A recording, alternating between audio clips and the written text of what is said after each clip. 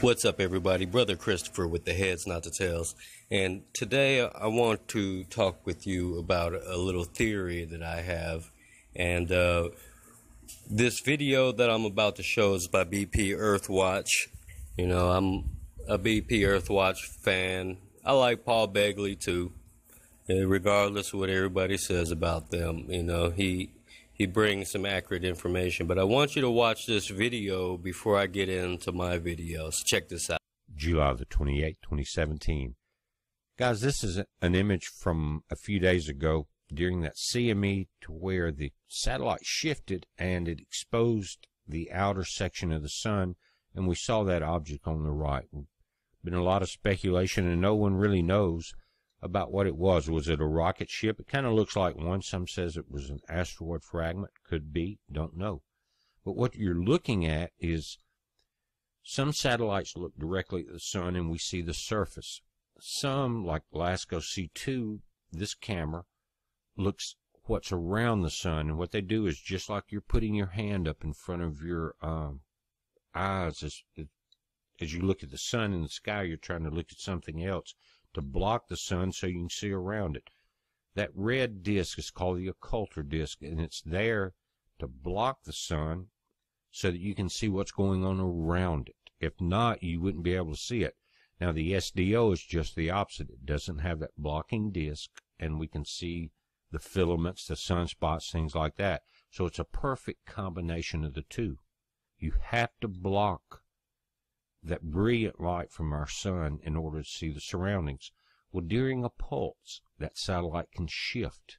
And during this one frame, it shifted downward. The occulter disk shifted downward, just like the sights on the end of a rifle. And we saw that object. Now, this is a solar flare, coronal mass ejection, that occurred on the sun. Notice the timestamp in the bottom, guys. 2012 on June the 29th. Think about that. 5 years ago. But that pulse didn't strike our planet until July the 1st, a couple days later. Let me back up. It didn't strike the satellite, which is at the Lagrange point, with about 9.3 million miles above our planet. So it takes a couple days, but on July the 1st of 2012, the exact same thing happened. So I want to put an enigma on top of a mystery, because I'm not sure. But this was the sun on that day, and this was what the sunspots looked like. We had 3 that were showing, and about 24 hours later, on July 1st, this happened. And what you're seeing is a shift of the occulter disk away from the sun, and the same object is exposed. Again, this is going to be an enigma on top of a mystery with another mystery, because the way it's going to work out. Watch this, guys. This is 2012, July the 1st. There was a solar explosion, and this is what we saw. The same exact object. So that automatically takes out the asteroid theory and other theories, because the object is the same. Now, one thing that caught my eye about this, notice again 2012, there's 7, the light is blocked out the 1st, but that's when it was. And then what you're looking at on the left is the one that we just saw, 2017, the 23rd of July, 5 years and 3 weeks later. Guys, do you see anything that's that catches your eye? What I did, I took this picture on the right from 2012, put it in my software, and turned it upside down, because it was too much alike the 2017 image on the left. So as I flipped this thing over, it becomes obvious that whatever is there, check it out again. I flipped the image up, 2012, July the 1st. On the left, July 23rd, 2017. It's exactly the same. See in the bottom left how the flame is, or the glow from the bottom of the sun. Check that out, guys. It's amazing. Now, I'm not saying it's the same event, but when you flip it over, everything matches. It could have been one or two things. One could be the satellite was rotating in 2012 as the pulse from the coronal mass ejection hit it and shifted it. But guys, it was too close to being the same for me not to flip it over.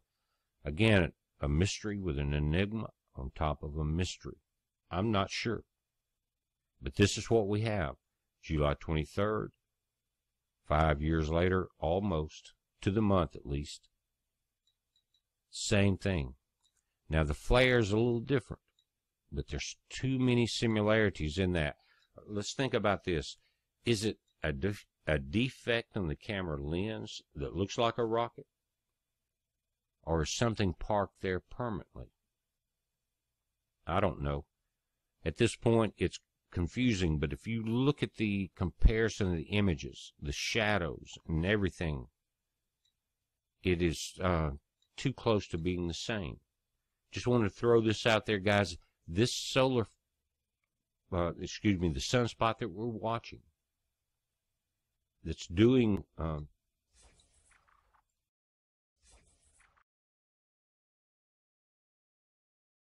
And there we have it. We've lost BP Earthwatch. He must have lost a signal or something during that video, but if you look at the video on his channel, it kicks back in and he starts talking some more. But I had to show you that so I can show you this. You're looking at the Hubble telescope, and I don't know much about the Hubble, but I know that it was shot off into space a while back ago. Now, could this Hubble be sitting next to the sun?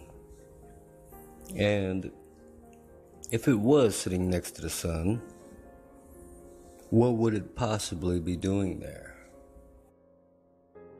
So I've come up with a few different ideas and theories if it was the Hubble telescope sitting next to the sun.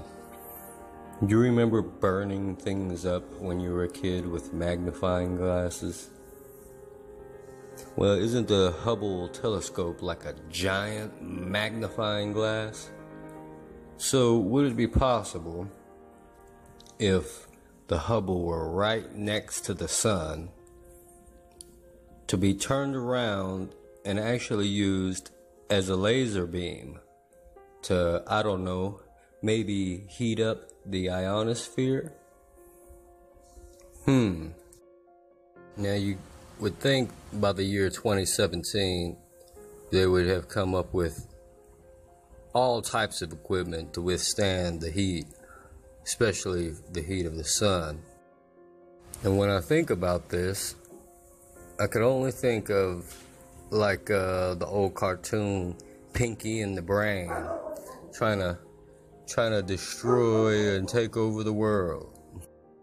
I remember when I was a kid, I had this telescope, and I also had this little flash camera, and I taped the camera to the big end of the telescope where the flash would face into the lens. And you know, when I used to shoot the flash on that thing through that telescope, there used to be a little dot of light that used to hit wherever I was pointing at with the telescope. And that's what it kind of reminds me of on here. So, you know, I know that thing doesn't really look like the Hubble, but I'm not even saying it's the Hubble telescope. I'm just saying, what if it's something like that, using the power of the sun to shoot laser beams at the Earth?